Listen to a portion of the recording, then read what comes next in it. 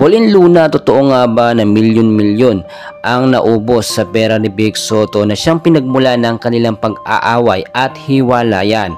And bago natin yan ipagpatuloy, kaibigan, huwag mong kalimutan mag-like and subscribe and pahit ng notification bell.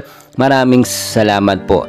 Mainit pa rin po na pinag-uusapan ito nga pong problema, no, o yung issue patungkol nga po dito kay Vic Sotto at kay Pauline Luna.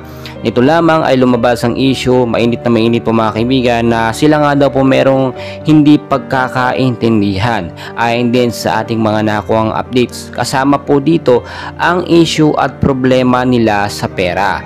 May mga lumabas din po na issue na eto nga daw po nga si Vic Sotto ay nalilink nga daw po sa ibang babae. At ang sabi sa ilang updates, ito nga daw po ay may naging anak din sa ibang artista, no, or ibang celebrity na hindi po nalalaman ni Pauline Luna.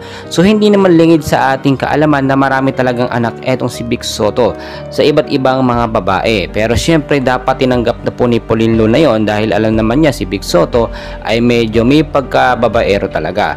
Sa kabilang banda, hindi lamang yun ang kanilang nagiging problema.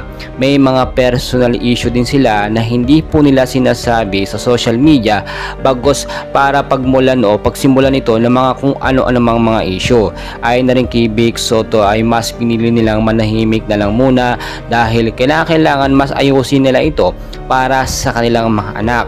Lumalabas din ng ilang mga balita na ito nga pong si Pauline Luna, no, ay nakita naman natin, no, talagang yung sa pera, siyempre budgeting po mga kaibigan, siya ang humahawak ng budgeting sa pera nila. At ay sa ating mga nakuha updates, ito ay nawawaldas lamang sa kung ano-anong mga bagay, no. Siyempre alam naman natin yung pangailangan sa bahay, yung mga gamit, no, yung mga personal na kailangan, nagagamit po yun kung saan-saan. Kaya kung may lumalabas po na updates na inubos or nilustay po ni Pauline Luna ang lahat ng pera ni Vic Sotto, mga kaibigan, hindi po yun totoo at pawang wala pong matibay na basihan o source po mga kaibigan. So patuloy ko kayong i-update, huwag kalimutan mag-like and subscribe.